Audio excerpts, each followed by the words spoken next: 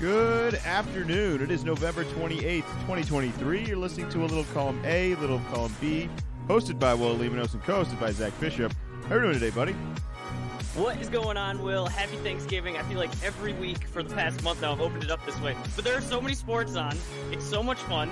I'm going home for Thanksgiving. I'm at different people's houses. I'm seeing your new toy with your new total setup. There were so many games. I didn't know when it was appropriate to leave your house. You know, normally you're watching a game, like, okay, game's over, I guess I'm going to go. But the games, they never stop. They never stop at your house, and we got to watch just a little bit of everything. This was the first year having a football game on Black Friday. It was on in the middle of the afternoon, as well as first time having a tournament, in-season tournament games going on. Feast Week is always going on in the background. Is there something specific that really stood out to you this weekend with all of the different sports going on? Positively, nothing specifically positive. I liked having football on Friday. I was disappointed in the teams that we ended up with. However, if you were to imagine maybe Aaron Rodgers on that team, maybe that's a way better game, and that sounds something I would also sign up for. But it was a little weird Sunday having fewer games, but it is exciting. And the reality is I wish there was less games on Thursday, and they're never going to change that because who has time to watch these games? And good for you if you do. Because I'm kind of in the middle of stuff with doing the family thing the whole time. I did poke in a couple times to check out the score. I mean, the game's on. It's just nobody's in there watching it. We're all trying to socialize and be a family. You know, do the stuff we're proud to do once a year, whatever. And I wish there was more games on Sunday. Is really what I'm getting from all of this. But I liked Friday. Nothing opposed to that. Didn't have a whole lot going on that day. Definitely not doing any shopping or anything. I was shocked. I was shocked by the score of the first game. Well, maybe not so much on the score, but on what teams it was going up against. Like you said, hey, there's a lot of stuff going on, especially at that 12:30 window. Usually, I think people have a little bit of a later lunch or an earlier dinner, so that's prime time for getting ready. So out and about doing stuff, helping out, and then go peek at the TV and see it's 20-6, but it's the Packers that are up 20-6 in 2023. There's no more Aaron Rodgers. Oh boy, was I was very surprised by that score. Well, we'll get to that when we get to our picks, which did not go very well for me this past week. I dropped it. I dropped the ball big time. You, I believe, are up by 6 picks, and it will be challenging. You are going to have to go on you're going to have to really fumble the ball here for me to even get back into it. Anything can happen any week, but last week was not my week, and you do have a strong commanding lead. You're still trailing Nate. But like you said, you're just competing against me, which is why I don't also mind losing to other people in the group. Oh, man. With that being said, let's kick off this week's picks. First on Thursday here, we have the Seattle Seahawks at the Dallas Cowboys. Cowboys won big, taking care of business 45-10 against the Washington Commanders. Seattle not so much, struggling against arguably a very good team in the San Francisco 49ers, so maybe not the worst loss in the world to have. That being said, I'm going to take Dallas at home. They just seem to score points. I don't like where Seattle's at. There were moments this year where they look like a 6-5 team, so I don't think that they should beat an 8-3 team in Dallas, even if you don't think Dallas's wins quite add up to the competition you wish it was. But Seattle's an up-and-down team.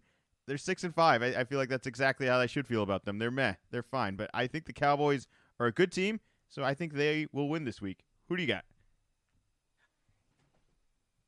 I am also going with the Cowboys. I think this is going to be a good litmus test for them. Like you said, Seattle is 6-5, so they are over 500. There's been a lot of talk of, well, Dallas has really only beat up on the bad teams, but I mean, they just stomped the Commanders. That was just a walk in the park for them, no problem. And I also agree with you that the Seahawks, at times they've been an over 500 team. I don't know if right now, obviously the record says it, but just that team that you're getting, I'm not sure if they're as tough as they were earlier in the year. Kenneth Walker getting hurt definitely doesn't help. Geno Smith is banged up and getting more so every week. So I am going to take the Cowboys, and just because I'm feeling little frisky, this is gonna be my lock of the week. No Thursday way. night. No way. On Thursday, this isn't Thanksgiving. This is You're terrified of Thursday. You overthink Thursday so much that you sometimes you just got to go with it. It's still a football game. They played last Thursday, so they got the full week. Just don't overthink. You're overthinking the Thursdays. You could better take the under on the points on every Thursday for the rest of time. That I'm okay with. Well, that scares me because I don't think Seattle is that high scoring of an offense, and that if this game floats around that 13 to 21 range, that Dallas will be at risk of losing it. That's why I just wouldn't lock it in. It's you don't really. One team's going to be ready for this, one team won't be, because that's pretty much every Thursday. That's why the games end up not being that great, because a lot of the times, actually, both teams aren't ready, because it's just too fast. The week off, I'm sure that'll be an advantage, but I just wouldn't lock it in. Thursdays scare me. You're right. I'm intimidated by the Thursdays and the lack of preparation and the wild card that it ends up being. But let's move along to Sunday. Sunday, we got the Indianapolis Colts at the Tennessee Titans. Colts coming off a win. Titans come off a win. Neither win a team that you should brag about in the Colts defeating Tampa Bay and Tennessee defeating Carolina.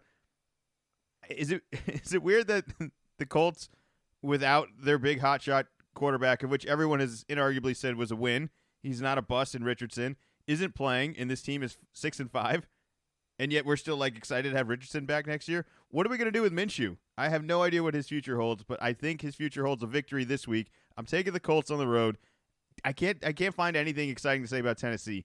It doesn't appear like Levis is going to have his opening night sort of debut again of numbers, and they're just a less enthusiastic run game with King Henry just looking as old as ever.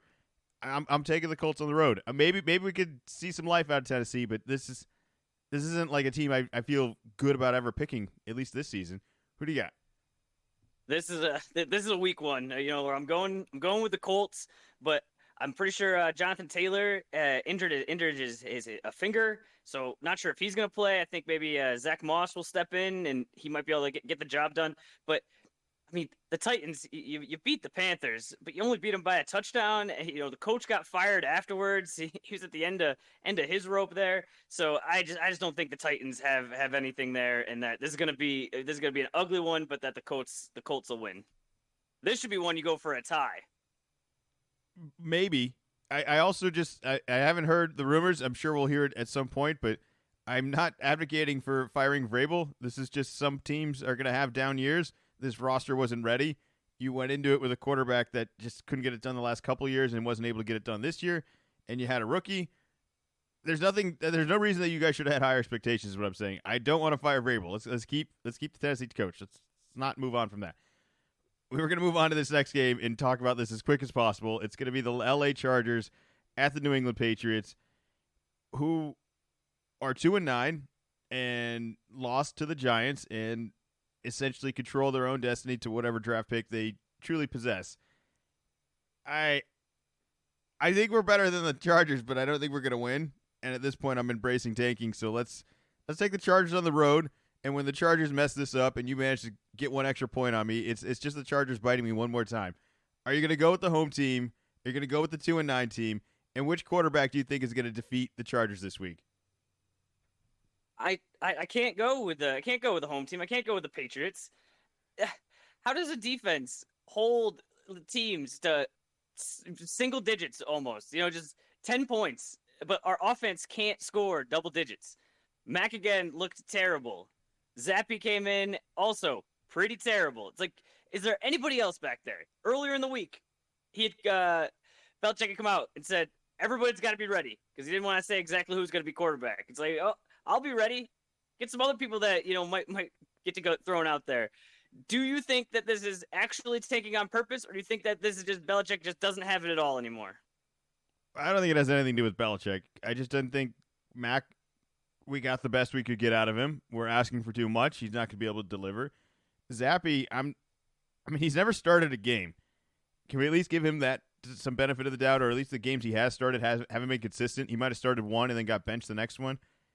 I just the bring him in the second half. I don't know what you're seeing at practice, but if you don't like what you're seeing at practice and you don't like what you're seeing in the second half of him, why do we still have Zappy too? Why do we still have either of these guys? You clearly have pulled the trigger multiple times in multiple games to switch back and forth between them, which is enough to say that neither one's really working out that well. So I want to make a change with, like you said, with anyone, someone else, something else.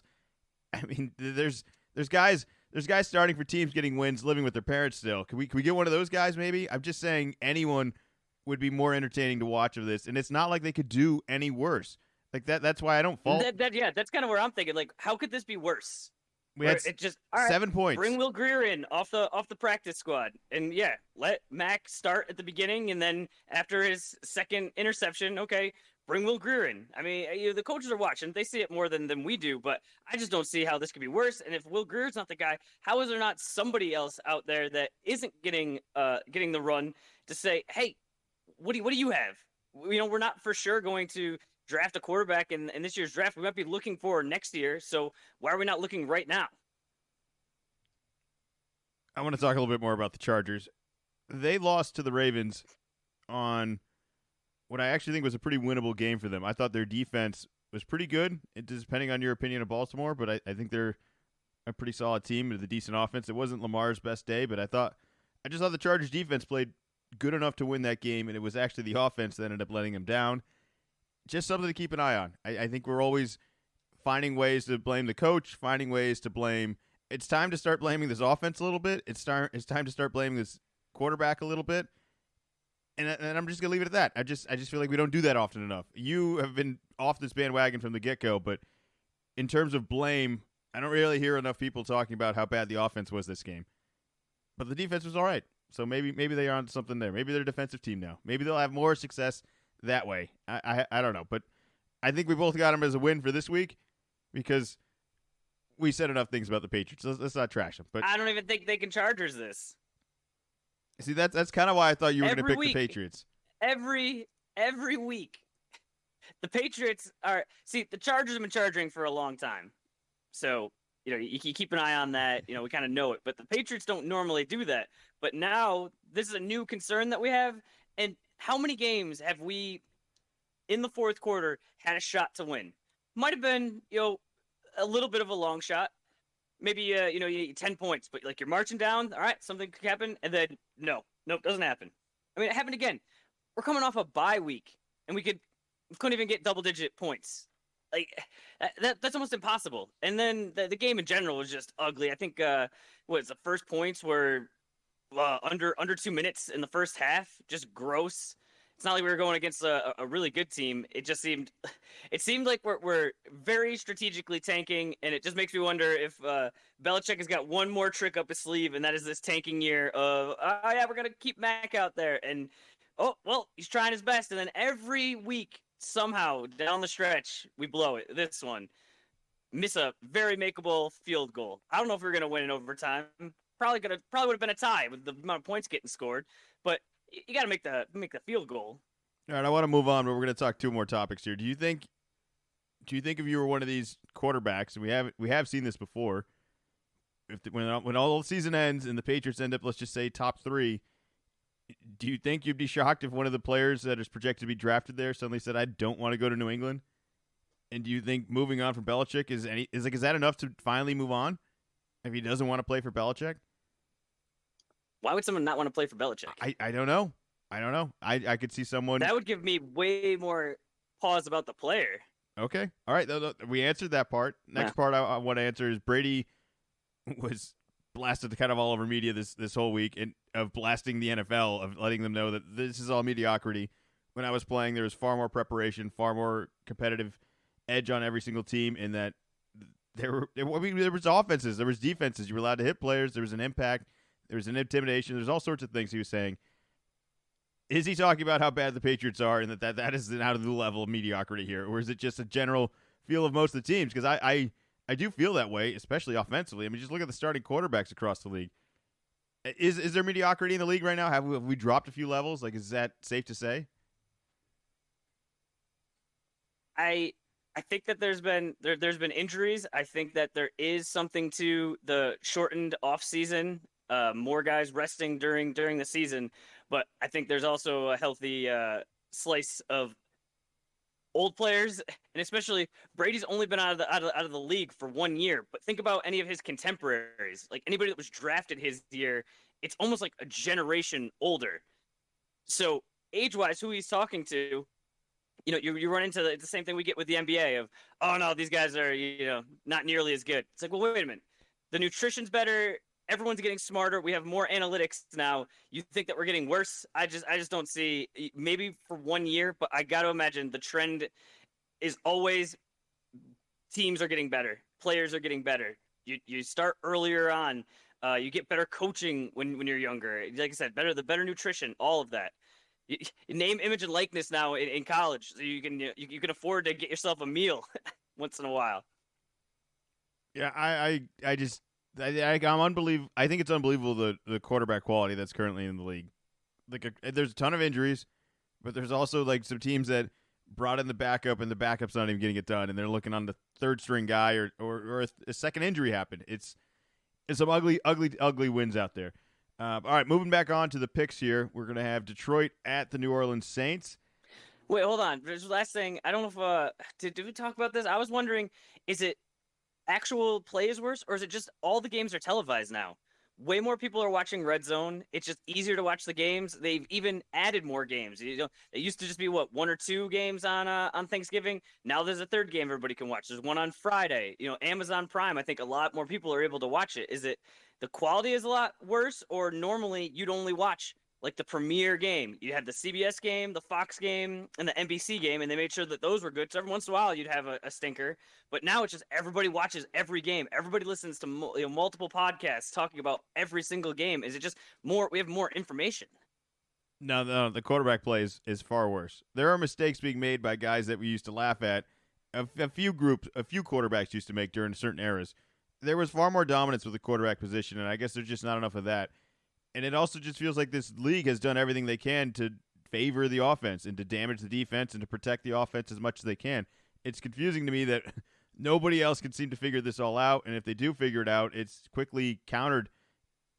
New guys come in, they dominate for 3 games. We get 3 games of film on them. Their next 3 are their worst games.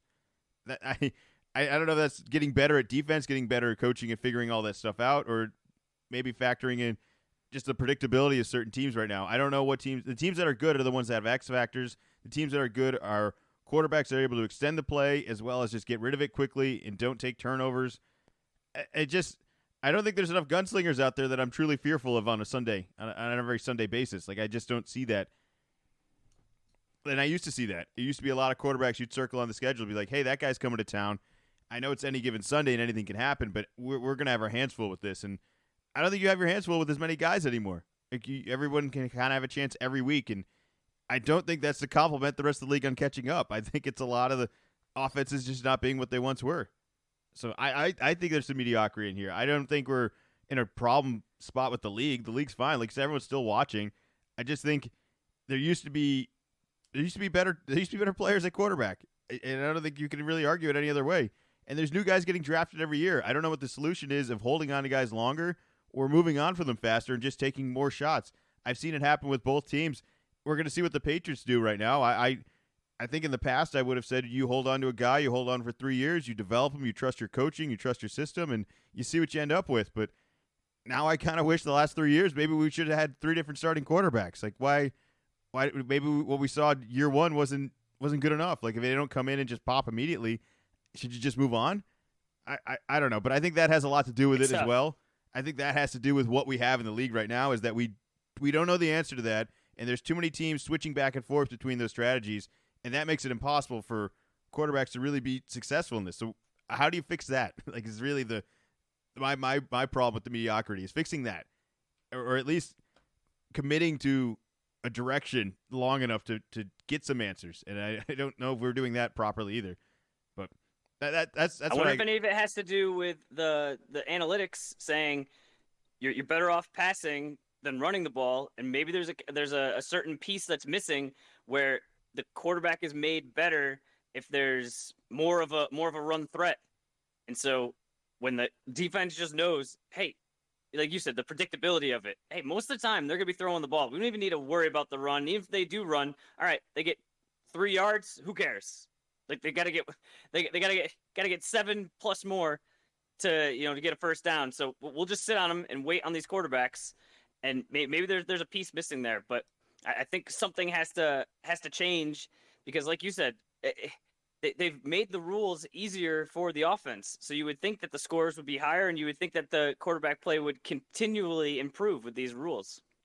I also think where you talk about the improvement of the smarts of just everyone kind of being smarter, healthier, and just working more efficiently and all that. Like, we have as good as running backs, I think, in the league as we've ever had. I think we're set there. I think there's as many good wide receivers. There's far more relevant tight ends than we've ever had. They may not be the golden era of Gronkowski and some company of all that, but it's still pretty good. Like I just think there's it's weird to me that the offense we highlight the quarterback so much as being such an important position, and it is, but why can't we get good guys drafted at that? I mean, they go with the high picks all the time. We see so much film on them. They're talked about so much. They're under a microscope so much, and we still can't figure it out. I feel like we know everything we could ever want to know about these guys. I don't know what more information we should be using to analyze this, because whatever they're doing, they're not doing it right. It can't just be so situational that if you just walk into a good team and that makes it so much easier. That's not how you rebuild a team. You can't just be ready for a quarterback to just walk in. You're already a good team. You're never going to get a high pick like that. So, like, how do you make it a good situation for drafting a quarterback at a high pick and make it worth it for everyone? It's challenging, and I think that's a lot of the mediocrity that we're having right now. But what I think is interesting is that it's not necessarily like specific teams. It trends towards those teams just because the bad teams get the higher picks more frequently, so they struggle.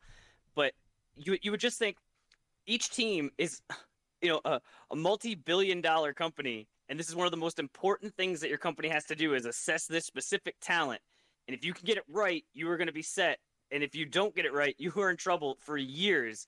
And that still, it's not like teams aren't trying. I'm sure different teams are trying different things, and there's different levels of ability, but we still see it. There's still just a real struggle. Like you don't see this in the NBA to nearly this level. I know, and that they're. I'm confident that they're still dedicating all of the resources that they have to actually making good decisions. I think it just reflects on how challenging it is. It's hard to get a lot of people to agree on stuff. We're going to see that in every work background across every platform. Like people are hard to work with. It's not always easy to get everyone to agree on anything ever. So to agree on a draft pick, I'm sure that's half the battle of it all. But I just know that they're putting so many resources into all of this, and that it's not like they're half-assing this ever. I don't ever want to think any of the NFL teams are doing that. But for everyone to have such a poor success rate, I mean, I don't want to pick names, but there's teams that haven't even made the playoffs in my lifetime that I probably never even had a starting quarterback for more than a couple seasons. That's crazy to me that they fall into that situation, that nobody can come and fix this. That's an unfixable problem, and that their only solution is to just keep trying, just whatever. Just keep doing that. Like how is no one just keep pulling that arm? I'm done. Like I'm just gonna do. We're gonna have 3 quarterbacks. We're gonna have 3 different guys on 3 different drives. Like one guy's gonna come in and throw. One guy's gonna come in and run. The other one's gonna do one of each, and you're never gonna know everything. Like we're just in and out. How long before we're just trying to do that? That it's just it's a running back by committee. Like we've agreed on that position can never be a solo guy, and if it is, you have to be really, really good. Maybe we're at that position with the quarterbacks where it's. You only get to be a solo guy out here if you're really, really good. And if you're not, we're just going to sub you in and out every other drive and find more Taysom Hill type guys. Because I'm done watching this. This isn't nearly as fun to watch all the mediocrity also. Like that's what kills me about what's going on right now is that I watch basically guys make a whole bunch of turnovers nonstop. And then after they make the turnovers, I have to watch them try to make a miracle comeback, which they're also not capable of doing. They might have been capable of playing like a game manager role. And it's just nobody's in a good situation. It's too much.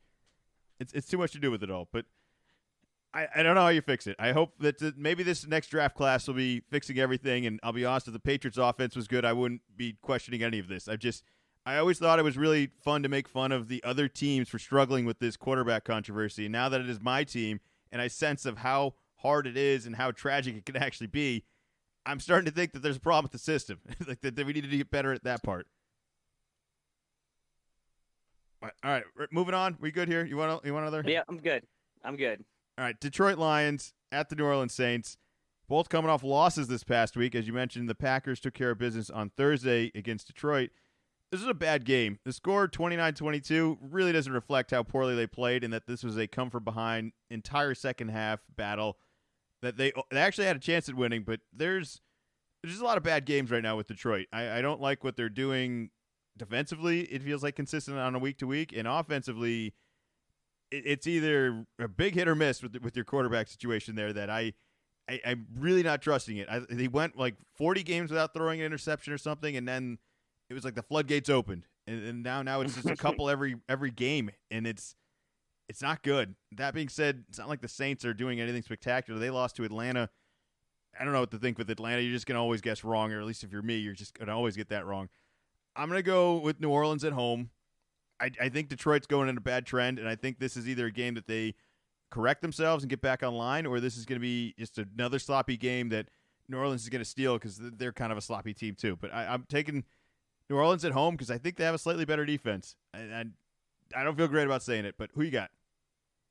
I'm gonna go with the Lions, but I don't love it. Just like the Saints are, I mean, they just got their problems, and almost like you're talking about with the Falcons. It's like, well, which Saints game are we gonna get? And I just think the Lions will take care of this one, and maybe it'll kind of throw us off the scent. It's like, oh, won by 2 touchdowns, just what we thought. But going down the stretch here, if they start playing somebody that's competent, I might be picking against them, even though they're 8-3. The last thought, I just thought Jordan Love kind of tore him apart, and I'm not saying Derek Carr is like significantly better, but I think he's gonna have a good shot at putting up some numbers against this team if Jordan Love's able to do it, and I think that's going to be enough for a victory. All right, moving on. Atlanta Falcons at the New York Jets. Man, they're just some ugly matchups these days. The Jets lost to Miami on that Black Friday game. Nothing much to talk about there. Atlanta won. The only thing is that the Hail Mary at the end of the half, that the Dolphins 99-yard return. That was just exciting. It didn't have any impact on the game, but it's something you don't see very often, and it's always at the end of the half. Why don't they just throw it up? What's the worst that could happen? Boom, right there. That's the worst that could happen. I think the worst thing that could happen is you play the Atlanta Falcons and you have to bet on it. That sounds like the worst thing that could happen because they're 5-6, and I don't think I've gotten any of their 5 wins right or any of their 6 losses right. I think I have flip-flopped every week. They're leading their division. I'm picking them to beat the Jets this week. This is going to be the ultimate test here, that if I pick them and then they just don't show up against this Jets team that should be trying to lose at this point. I know this Rodgers nonsense continues on, but I'm not buying it, and I'm not buying the Jets winning this game. Give me Atlanta on the road. I'm always going to get this wrong. I don't blame you for switching your pick right now, but who you got? I'm going with the Falcons. They have Bijan Robinson, and I bet the Jets are putting Boyle back out there. So I didn't see anything out of him. I don't know how much of him getting hired was just he's friends with Rodgers, and he had to go out there. It didn't really have a very successful college career, so if he's going back out there, the Falcons, they got to figure it out. They got to figure it out. Jets are a bad team. Just win. There are a couple teams that have really just shooken my confidence on these picks entirely. Atlanta is one of them. There's a couple more we'll get to, but I don't feel that regardless of whatever happens or whatever even happened in the last week, based on what I've always thought week to week has been just so backwards that I've lost all confidence in picking between them. But moving on, Arizona Cardinals at the Pittsburgh Steelers.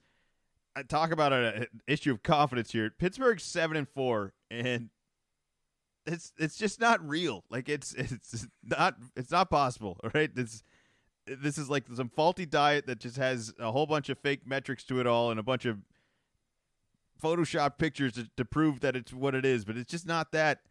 That being said, I think sure? I don't. Are you sure things haven't changed now they got rid of Matt Canada, their offensive coordinator? Like, do you think that was actually that much of a problem? Like, and also without him. Hold on.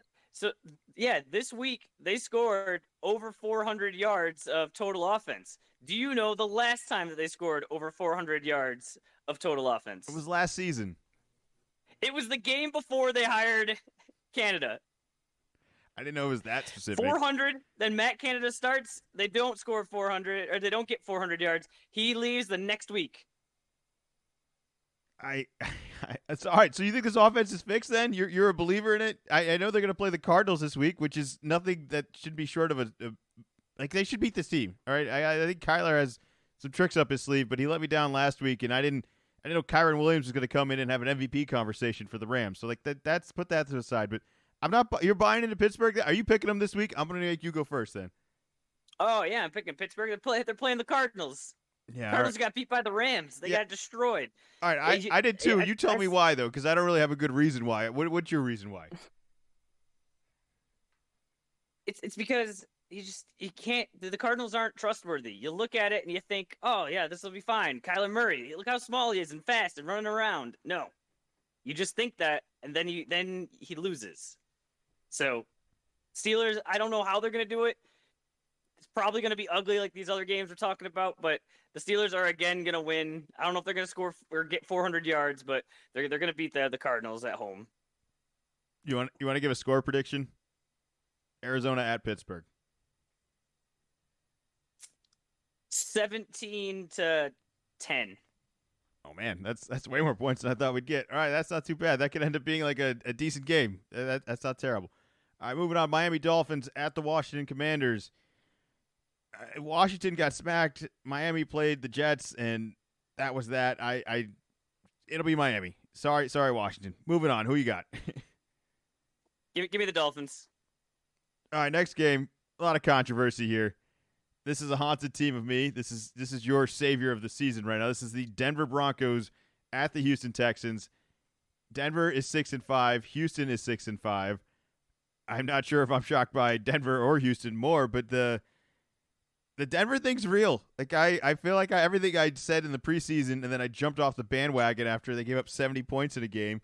The defense is pretty good right now. I mean, the Cleveland was not on their first or second string quarterback, but that really wasn't that much of a difference if you ask me from their first or second string quarterback. So I'm liking Denver. I like what Houston did, but Houston lost to Jacksonville, and it wasn't even. I think they could have won that game. Right? They missed 2 field goals. They were down early. There was a couple really bad calls that went against Houston. It was a winnable game, and perhaps Jacksonville's better than I really ever want to admit. But I'm going with Denver. I think their defense is going to be able to trick CJ into some more rookie stuff, and that they're looking a little bit more experienced than what I like out of Houston. I think there might be more talent, and then I'm gonna take Denver. I don't know what to trust in Houston. I think they're too young. Is this the real bandwagon right now? Are you staying on it? Am I joining it? Or are you finally jumping ship, and now I need to suffer with my confidence issues against Denver constantly now? Like, who are you going with? Are you crazy? You're gonna pick the Denver Broncos? They got beat by 70-something points to the Dolphins not that long ago. No, I'm going with CJ Stroud and the Texans this week. I am not picking the Denver Broncos this week. I think that CJ has got what we were just talking about with guys not having it. I think he's got it. He marched down the field, got them in field goal range, did the best he could, and then that kicker, you couldn't have got it more centered, and then right off of the crossbar. That hits just a little bit differently. That goes in. I think he's winning in overtime. I think you're thinking about this totally differently. I think this week he's just gonna have a little bit better luck in the kicking game. So yeah, I am going with the Texans this week. Wait a minute. So CJ in that offense, they didn't make that field goal any harder than they had to, right? They marched as far down as they could. They didn't get any penalties or take any sacks that put them into that position to make that kick so much harder than they had to. No blame there. Just blame on the kicker for not pushing it 3 more yards forward. 3. It was like 1 yard, maybe like half a yard. It was really close. I'm just saying, so close. The offense they fell backwards a little bit there towards the end. All right, there's a couple things I think they could have done better, and I don't know if I entirely love them in close games. I know that sounds crazy, but I think it's gonna be a tight game here. And Denver, they're just a trap game every week from here on, and I'm falling for the trap. I'm going for it. You fall for the Houston one. It's fine. I can't believe you're jumping off the bandwagon right where I'm jumping back on. This is the curse of me right now. The kiss of death of Denver right now. I gotta get out of here. All right, moving on. This is gonna be the ugliest game of the week. Carolina Panthers at the Tampa Bay Buccaneers. I'm taking Tampa. I don't know if Carolina's even capable of winning, let alone should be winning, but they kind of have to. But I'm disappointed in Tampa. I thought last week they really blew an opportunity. They probably should have beat Indy. It was a winnable game. I continue to say that I think Baker's good enough to win a championship with, and I'm just comparing it to the mediocrity across the league. He's definitely nothing spectacular, but I think he's better than Bailey Zappi or Mac Jones and whoever other quarterback we're gonna have starting this week. But it's not looking great. I don't know what the problems are with Tampa or what they should be doing into next year. There's a lot of good players on this team, and it just doesn't really add up to a whole lot of wins. But like I said, I don't think Carolina's capable of winning, so I'm taking Tampa at home. Who you got? I'm also going with the Buccaneers. I just think that the Panthers are real bad. I don't think this is a case of The players were upset with the coach. I think it's just like, hey, this just wasn't working out. I believe this is the third coach for the Panthers in 1 year, so that's pretty impressive. That's a lot of money going to the coach with the new owner there.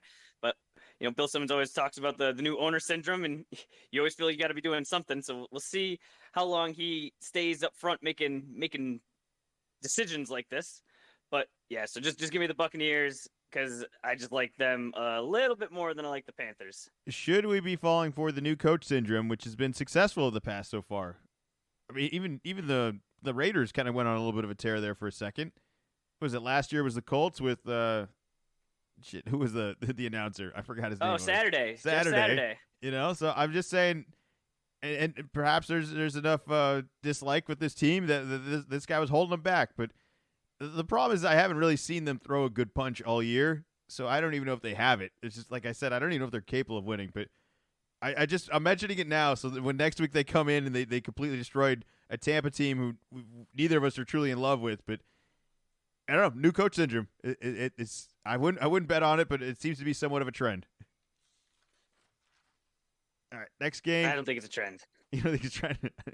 I don't think it's a trend. Cleveland Browns at the LA Rams. I think it's panic time for Cleveland. That offense is bad. I think they've been able to patch it and stop the bleeding as much as they can, but it's just not good enough. And with the Rams, Kyren Williams is back, man. He was on the IR for 4 weeks. He had 16 carries, 143 yards rushing, 6 receptions, 61 yards receiving for 2 receiving touchdowns as well. Massive game. He looked like an MVP. I'll be honest. I don't think I've seen a player have quite as dominant performance this year as he did. I'm going with the Rams. I'm going to play the hot hand. I think Cleveland's, like I said, in a real bad place right now. I feel for them. They seem to have a lot of boxes checked, and they just can't keep it up. I mean, the running back position, they lose Chubb halfway through, not even halfway through the year, early in the year. Early. And have managed to just kind of stop the bleeding with Ford, and he's still pretty good. I still think that they have a decent offense, but this quarterback thing, and it looks like it's going to be even worse. It's going to be PJ again, and it's not going to be – I don't even know what his initials are anymore, but It's a rough place for Cleveland because I think there's a lot of talent on this team. They're 7-4. This is a game that I think a couple weeks ago I would have said, yeah, they're gonna beat the Rams, but I don't think they're gonna beat the Rams this week. I'm taking the Rams. I don't know what else to tell you, but I'm taking the 5-6 Rams over the 7-4 Cleveland Browns. Who you got? I'm doing the same. We all know who Matthew Stafford is, and last week, 4 touchdowns. That's a pretty good day. Putting up the numbers. I think we might see him in a segment coming up later. But if you don't know who your quarterback is, it makes things just way harder. I think you can't. There's just not enough time during the week to be splitting first team reps. So I think that's why sometimes you got to throw a guy out there and just think, all right, well, he worked with the ones more often during the week, so we're just gonna go with him, and the backup comes in later. But I think the Browns are gonna be pretty disappointed with the way that their season kind of rumbles along, where there was some promise, and then just with those injuries to their offensive players, I just don't think they're gonna be able to recover. I feel bad for Cleveland. It's stupid, but they did a lot of things right, and it's a lot of things that didn't go their way. That just sucks. Moving on, San Francisco 49ers at the Philadelphia Eagles. We get a good game this week. This should be an actual borderline playoff game-like feel. I think these are arguably 2 of the best teams in the league, and I'm really excited for this. The Philly had a lot more drama in their previous week than the Niners, who beat up Seattle. Philly went in overtime against Buffalo, and it ended up turning out to be a great win for them. It's weird, though, because I think if they'd lost, we all would have said, that's a terrible loss. Buffalo's not that good this year. They're just okay. And yet they win, and it's like, what an awesome win. They go into overtime, they come back, they get the ball after stopping Josh Allen, and just take care of business just like that. I'm picking the Eagles over the Niners. They just seem to be the hotter team right now. I'm not sure if I would bet on this in a playoff situation. I just think San Francisco has a lot more tricks up their sleeve, and they might hold back a couple of those tricks until that really matters. Or it'll matter this week. I'm not sure. One of these teams I feel like is going to hold back slightly, but I'm going to go with the home team in Philly. Every time I think this team looks inconsistent and isn't really good enough, they just win again. They have 1 loss, so of all these 10 wins, I don't think all of them are really, really perfect, but a win's a win. So I'm going with them. Who you got? I'm going with the Niners. Once they got off that bye week and put those issues behind them, got all their guys healthy, I think that the Eagles, and maybe again they'll just rise to the occasion and they'll just eke one out. But I'm just thinking sooner or later they're gonna go against somebody that's bigger than them, and they're not gonna be able to do the all right. Well, we gotta just kind of figure something out the very last second. The way better version of what the Steelers are doing. But I think that they kind of have some problems, and there's a little bit of 10-1 is awesome. Even if you're 8-3, it's like okay, you're still up at the top. But I think there just might have been a few games in there that could have easily flipped the other way, and I think the 49ers are gonna be able to go on the road, and they're going to put their stamp on this game. Man, I'm all with you. You've got my confidence completely flipped on these picks, but it's like I'm supposed to feel that way against a team that has 10 wins and 1 loss. Like it's just really hard for me. And sure, the Niners are a quality team that I think will have a better playoff success than the Eagles, but I just think the regular season game is something about feeling the regular season just seems more dominant to me. Moving on, Kansas City Chiefs at the Green Bay Packers. Packers coming off a victory against Detroit. Should we be watching out? Is this something here? 5-6? Are they on to something? Or Kansas City coming off a bye week here? I think they'll take care of business. I would very much like to see the Packers get completely crushed. I know the Chiefs. No, Kansas City. Chiefs played the Raiders. Oh, Chiefs played the Raiders. Wrong notes. I think they were down. I think they were down 14-0. They were. And then realized, oh, we're the Chiefs and we're going against the Raiders. We should get our act together here. Anyway, should we be watching out for the Packers? I got the Chiefs. Who you got? I got the Chiefs. I'm not concerned about the Packers, but I feel like the Packers this year have been the team that anytime I just go with nope, they're no good. That's when they Jordan Love will come and burn me. So but the Chiefs are just way better. They're way better. They got to start making moves if they want that number 1 seed. And remember, they changed the rule last year or the year before. It's not 2 byes in each conference. It's just 1. So if you were the 2 seed, you have to play that first weekend. So I think there's going to be more of a push to get that top spot that I think is still very obtainable for them. All right, last game of the week, Cincinnati Bengals at the Jacksonville Jaguars. Cincinnati, it's a lot of what-if situations here. They're 5-6. They struggled against Pittsburgh this past week. I feel for them for losing Burrow. I miss having Joe Burrow out in the field. It would be a way more fun game to watch. I'm not in love with this Jacksonville team, but it's really hard to say you're going to pick Cincinnati. And maybe Monday is the game I should be staying away from as well, but I'm going to go with Jacksonville. I don't really have a whole lot of reasons why. I guess you could say Trevor Lawrence is pretty good. Etienne's been consistent. Ridley and Christian Kirk are still doing stuff on offense, but I'm just not in love with this Jacksonville team. I'll reluctantly take them. If Burrow was playing, they would have 0 shot, and that's where we're at this point. Who you got? I couldn't agree more. That's exactly where Browning didn't show me anything. And yep, Burrow's out there. Burrow's healthy. All right, let's make it happen. But when you have the backup in there, yeah, that is unfortunate for them. Very unfortunate. Unfortunate for everyone. I wanted to see Joe Burrow go do I want to see them make a push. Yeah, I really wanted to see him make a comeback here. He was putting everything on his shoulders for a second there. It was really fun to watch. It's a bummer he's gone. All right, fantasy heroes and zeros. I'm sure there were plenty. Who did well and who did not so well? Oh, one guy that actually we really didn't talk too much about with the buys coming up. For zeros, quarterback Josh Dobbs. I was out in front saying, hey, this is a magical run, and this is going to run out of gas. So I'm going to take a little victory lap there. Also, we have Adam Thielen and Cooper Kupp. I am pretty sure that this is the 3rd week in a row that Cooper Kupp. I think if you got Cooper Kupp on your team, unless you got somebody else that's really filling in, he is killing you because you kind of have to keep starting him.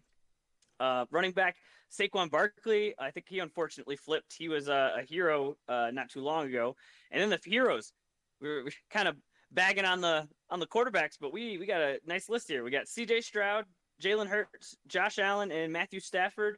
Wide receivers, we got Devonta Smith. He's been struggling a little bit. A.J. Brown has been the guy to have, but he stepped it up. Isaiah Pacheco, Zay Flowers, and then for running backs we have Bijan Robinson and Kyron Williams. Oh, and for defense, the Ravens.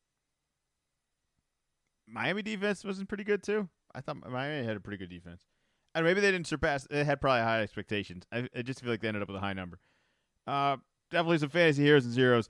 I had Kyron on my IR. I didn't trust him. I was like, he's been on IR for the past 4 weeks. Like, why? Oh, and Why? I got burned with Achan last week, where it's like, oh, he's coming off. They say he's ready to go. Throw him in. Yeah, let's go. And it did not work. I was very worried that it was going to be a limited snaps or that he was going to be sharing the workload. And then it's like, well, it just sounded like he was going to be a very borderline start guy versus the game that he had is now he's like an automatic start guy the next week.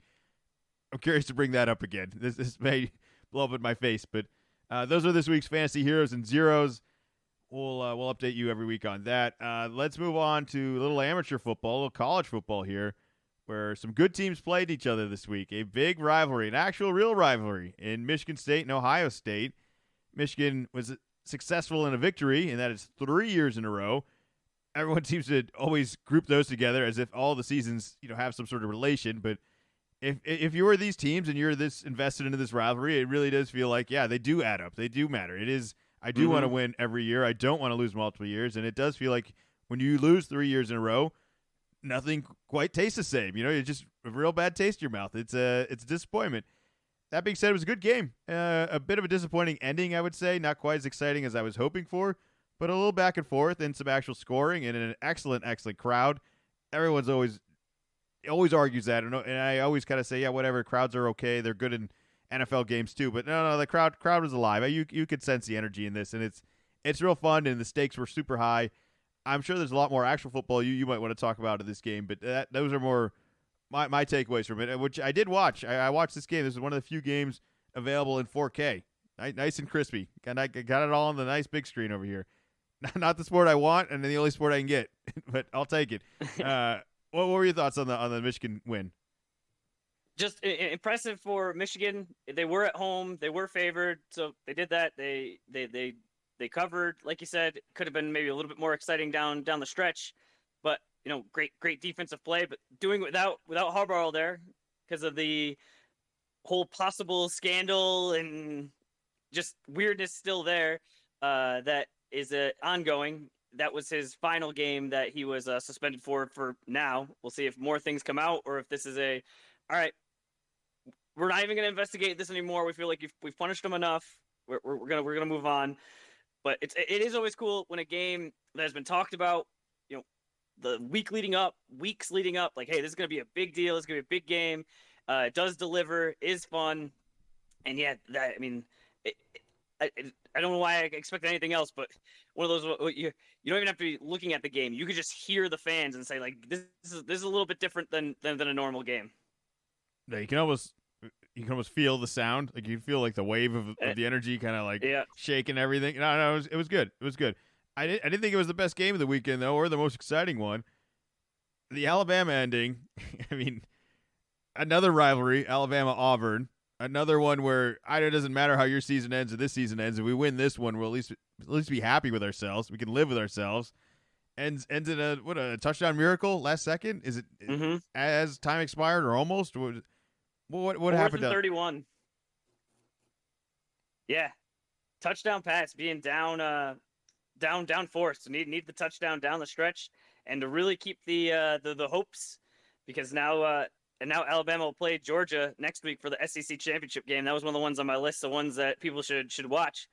Where I think if they were to beat Georgia, I think Georgia would still have to be in the top 4. But then it starts making the argument for, hey, should Alabama, be weaseling its way in kind of at the last minute here. So we're gonna have with the championship games coming up.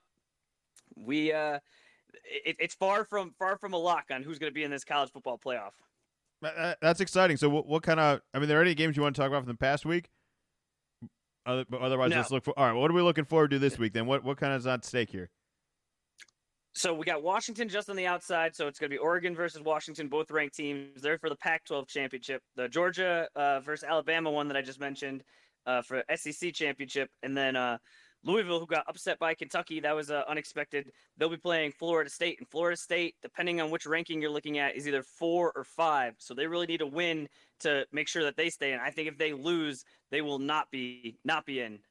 Obviously, Michigan will be playing in the Big Ten championship game against Iowa, where Ohio State will be sitting at home. So that is always a weird one later on of, okay, if Iowa were to upset Michigan, we already beat Ohio State, but Ohio State saying, hey, you got another loss. So, yeah, I would definitely take a look. There's going to be all sorts of possible permutations, but this is like a very exciting time of the year to figure out, hey, who's going to get these last 4 before, in the not too distant future, we're moving to 8 teams and, possibly 12.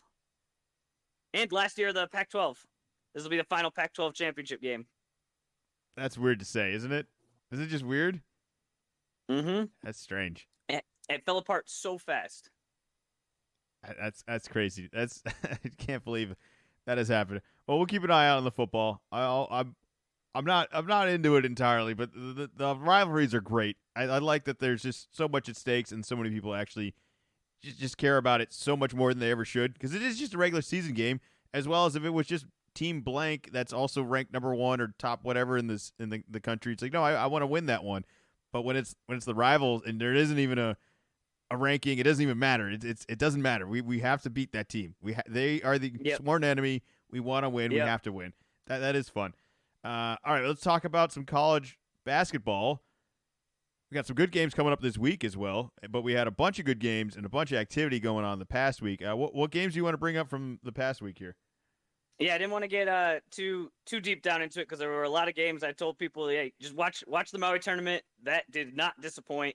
I thought coming out of that Tennessee and Marquette just tough as nails on defense. I mean, there were stretches in those games in the second half where somebody was getting knocked down on every play, and they had to be so sore afterwards. And there was no there was not as much finesse. It was, hey, you got to be coming to play because we're going to bring it to you whether you like it or not. But some of the takeaways are Purdue wins the Maui tournament, which puts them back at number 1 in the AP poll.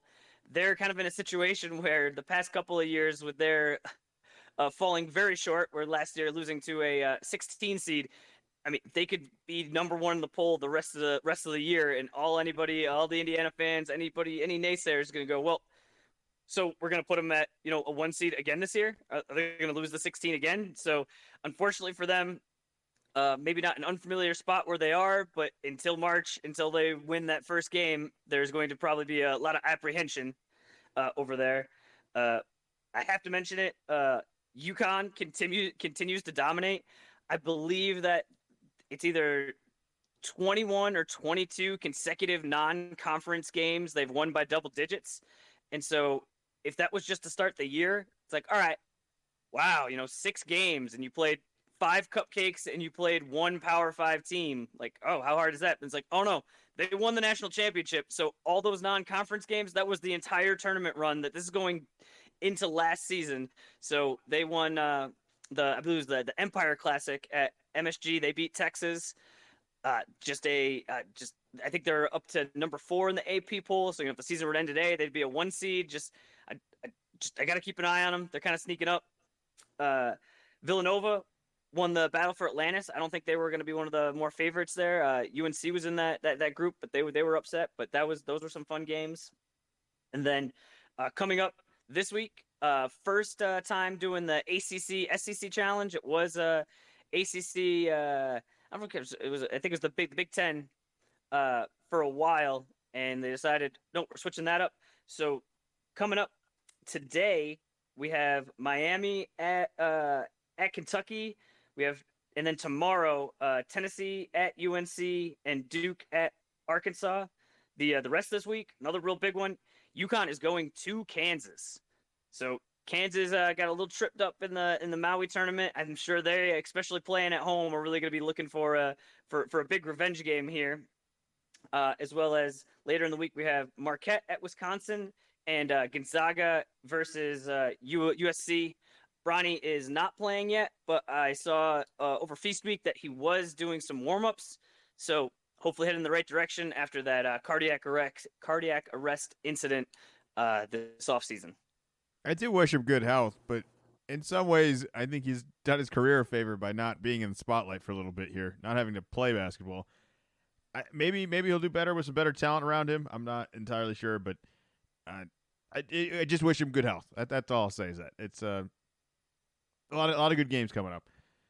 All right, this isn't the only tournament time and the only tournaments going on. You got all these mid-season Maui stuff, all that. We got a real midseason tournament with a terrible name in the NBA going on right now. And tonight's the last day of group play. So that means tonight's the night where the point differential is going to decide a whole lot of stuff.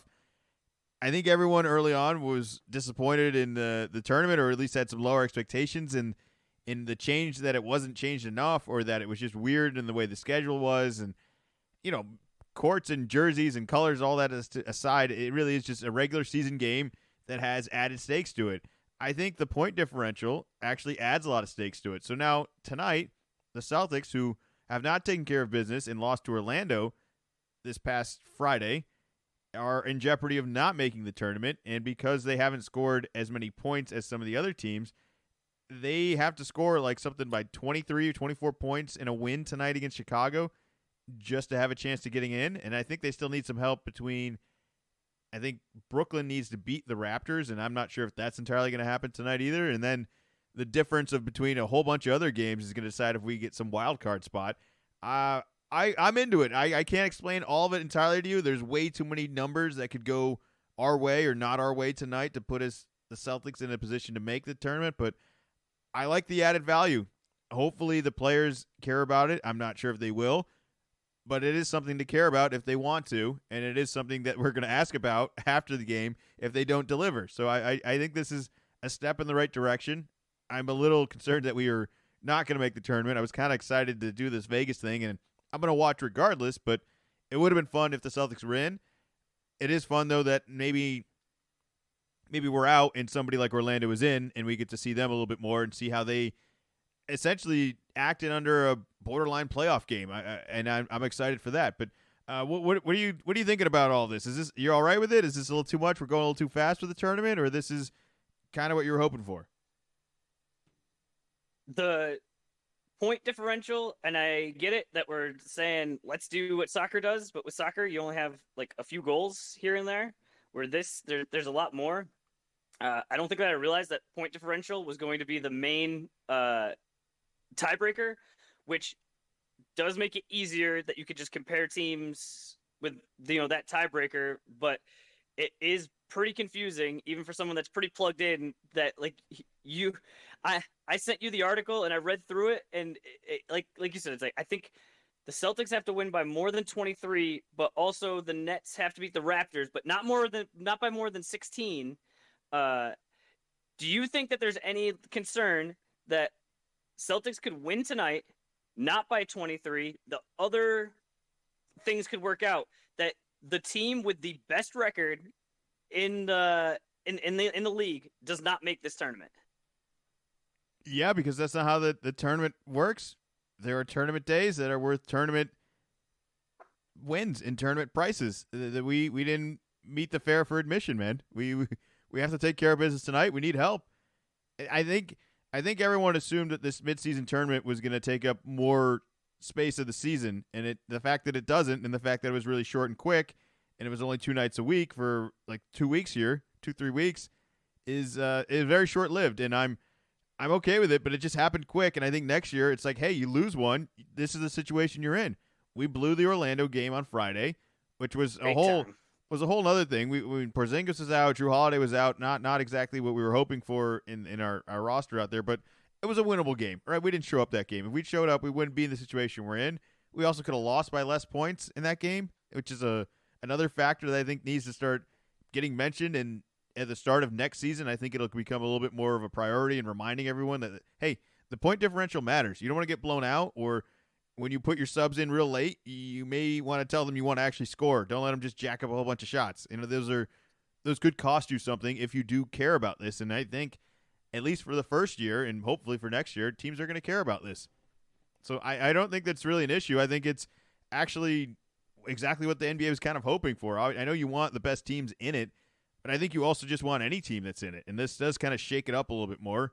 And we're going to be – the Celtics aren't going to fall off on a cliff and not make the playoffs now. We're going to see plenty of Celtics games and a lot of big games, and we're still going to play big games every night. We don't necessarily need a tournament to tell us that this is a must-watch game or that this is a better team that we're playing and blah, blah, blah.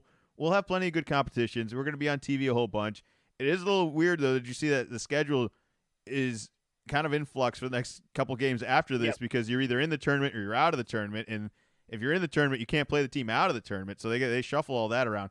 That's a little confusing for me, but I'm glad I don't have to make that math decision. But I'm okay with all this. I think it all makes sense to me to some degree. It's maybe a little clunky, but I think we can work on it from here, and I'm not against it. So I'm excited for it. Are you going to be rooting for us to win by 23 tonight, or are you just going to be rooting for a regular win? Oh, big time. Big time. I want to make this tournament. I want to win the tournament. Celtics, they're winning franchise, best franchise in the NBA of all time. And so I would like them to, kind of set the standard of, we're good this year. I think it just comes off as me being pretty biased, but I can't imagine that the NBA wants their absolute best teams in like the bigger markets to not make this. So it's just gonna be interesting if if that happens and just like, wait, how do we lose one game? And I get it. It's all math based, but just wait, we lost one game. We have the best record in the NBA, but we're not part of the top 8 for this in-season tournament, and it might just kind of lose a little bit of its luster for people that were looking to see the best teams. But right now, Porzingis isn't playing, Drew's not playing, and I saw right before the podcast that Derek White's playing. But I'm wondering on the flip side, how much do the Bulls care about playing spoiler?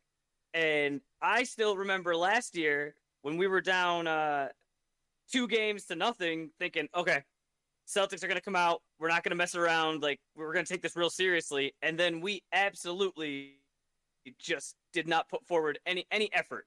We did the next 3 games after that. But that game 3, I was like, you bet the house on this game. We're for sure winning this game. We were going to turn this whole thing around. So I just don't know. It's a lot of the same players, and the 2 main new guys are hurt. So when it's Tatum and Brown coming out, like, what is the energy going to be? Is it going to like, hey, let's go out, or am I going to pull the game up and it's going to say, wait, we're down by 20 points. You guys, we need to win by 20 points. So I do have a little bit of a concern there. The past couple of weeks, we've been on a little bit of a skid. We showed up for the Bucks, but even towards the end of that game, it got a little dicey. The Grizzlies game got a little dicey. We just absolutely just decided not to focus in the Charlotte game down the stretch. We were up 9 and then took that to overtime, and Tatum missed his free throws. Like, very fixable things. And it's just going to be interesting to see what the effort level is for tonight on a Tuesday. But it is cool that all the games are at the same time. And so I say, hey, like, I'm kind of having trouble, figuring it exactly out. That's what's really cool about X. All the people that, all the NBA, ex-NBA Twitter people, like, there'll be several people saying, okay, here's where we're at. And there'll be like a reset. And all right, no, you're looking pretty good here. And down the stretch, I think it'll be pretty exciting as it goes into the fourth quarter when you have all the teams just lined up. Do you think we need a larger sample size of the group play? Because like you said, we only lost 1 game and we're in jeopardy of not making it. There's only 1 game tonight. Do you think we need a little bit more like, should we add more games to this? I guess it depends on what their goal is. Is their goal to have just kind of like a wild tournament in the middle of the year? Because then it would be, oh yeah, you know what? It's almost like Purdue last year getting upset by a 16 seed. Like, oh, didn't even make the tournament, last year. Or is it to have the best teams? I think if you want to have the best teams, maybe you do have to have a few more games. But or it's like all games. I don't know if you could do this schedule-wise, but it's like all games in November are tournament games, and that leads into this tournament. And then afterwards, I don't know. I think there's still a lot of ideas. There's still a lot of things that could get switched and massaged going forward. I think 1 or 2 things are going to decide to this. If the teams that, like, if Boston's out and they don't make it and the games end up still being tight and close and they're entertaining, nobody's going to care. But if, like, Team X blows out Team Y had, like, no chance of ever making it and they got in and they just get completely smacked, they're going to be like, well, this is what happens. Like, this is your whatever undefeated team in the college college tournament that ends up getting in, and it's like, yeah, they're really not that good. They didn't play anyone, and they just get completely crushed. Mm-hmm. If the games are close and tight, I don't think that anyone has any problem with anything, and we run it back exactly the way it is. But if it is a bit of a talent discrepancy and that we're not really thrilled with the teams that we're watching competing in this tournament, I would be shocked if they didn't at least stagger some of the groups to favor some bigger markets or something in the future to just favor that, not make it quite as a random crapshoot as it kind of was this year. But I'm all for it. I'm all for it. I think this is great. I'm very excited for it. I'm curious to see how it all plays down tonight. Like tonight at halftime, I'm gonna be checking Twitter, like you said, just trying to figure out all right, what am I rooting for? What's in position right now? And then once the fourth quarter hits, it's gonna be a very red zone witching hour type feel, and that's how this seems like a prime night to have that crunch time show that they have. Yeah, I could just imagine just tuning in to being like, all right, as of right now, if everything stays, they're up 16 and Boston's up 23, and it's not going to matter. Like we're going to be rooting for we're going to be rooting for the Nets to win, but not by as much. So we're rooting for the other and have it on at the same time. And yeah, it's definitely going to be unique because normally when you're rooting for a score, it's you as a gambler, and so it's you and other gamblers doing this. Where this time is going to be all of Boston, as long as you understand, and like the players, the coaches, they know here's the number we got to get to. Like this is it. Yeah, I don't know how conscious all the players are going to be of everything. Like we need to hope that the bench guy X, it's just at the end of the bench, plays the last second. What do you mean? This isn't gambling. This isn't like, hey, this doesn't impact you. This directly impacts whether you make the tournament or not. I'm saying the 12th man on Toronto isn't thinking I'm going to come in and hit a 3 so that Boston can get in. He just wants to come in and hit a 3. It just so factors that it really helps us if they end up winning by 11 instead of 14 because some guy just made his 3 at the very end of the game. Yeah. Like we need that guy to say be conscious of the numbers that he's throwing out there is what I'm saying. All right, any other NBA games you wanted to get to today? I feel like we didn't really talk about any specific games, but it's a little weird right now with picking stuff going forward with so much really being determined tonight. And kind of a lot being decided. That's what it was like. It's like there's like some games, but really it's going to be these tournament games that are going to be coming up that are going to be the, hey, move your schedule around, and we won't know those until after tonight. All right, well, I'm going to start playing a little outro here, and we're going to do a quick talk about the beer mile, and we can maybe touch a little bit on the red zone alarm gate. I'm not sure. Alarm, yeah. Is that what we're calling it? I don't know what we're I didn't the really fire get alarm much going off. I was concerned for for everyone's safety over there. Watching that show every week. I need those guys, all ready to go. It was. He's just so professional. Scott Hans is so good. Yeah, I don't know how he didn't panic. He might have had to, like, not just nervous in front of the camera panic, but like, hey, is your life actually kind of in danger panic? Like, there's an alarm going off. That doesn't happen. The alarm only goes off when things are going wrong, and that's what a crazy scenario that was. And then they're lucky the game just laid out the way they did, because that could have been a complete disaster if it was like, no, we really happened like an hour earlier or something. Any time earlier. That was the only window of which this would have been moderately acceptable, and they can air the entire 8 hours as if nothing went wrong. Oh, yeah. The other update I wanted to talk about was the beer mile. It has been attempted. A video is being put together of what happened from the attempt, and we're working on it. I think we have made a gentleman's agreement that it was a fair attempt and that we are going to accept the punishment for what it is, and that it was very punishing. You were definitely punished. It was very punishing. It was almost a complete success with a couple actual hiccups and lots of burping, lots of gas, and very punishing and struggling. And I just the running is no problem right now. Like if you want to make me run a mile anytime, I don't think that's even nearly as punishing as it is trying to drink 4 beers in under 20 minutes. I'm really ready to say I'm too old and happily ready to retire from all drinking, games, excess, and any sort of gambling of alcohol. I'm done. I'm over. I'm retired. It's out. No more. That's smart move. No more of this kind of stuff. I want no more feats of no marathon Mondays, no power hours, and I'm out. All right, it's fine. You want to have a nice glass of whiskey with me, sipping on all night? That's fine. We can do that. We are not doing anything like this again. I'm not allowing it. I don't think I can do it. I still don't know if I've recovered from it. It's very traumatizing as well. It's just the worst way to ever try to consume alcohol, in my opinion, and it's over, and it was punishing, and we'll have a future update going into next week. Anything you want to say about it before we get out of here? It was definitely punishing. I'm glad I didn't have to do it. Yeah, no, it's not a reward for me, and it won't be a reward to watch, but we do have some videos, and we'll put together something, try to make it as appealing as possible. But until next week, we'll have an update on that. Thank you, as always, for watching. Please subscribe and follow Zach on his X account, which is Wicked Z-Man 24. And follow us on our Instagram, Facebook, subscribe on Spotify, Little of Column A, Little of Column B podcast. We'll be back.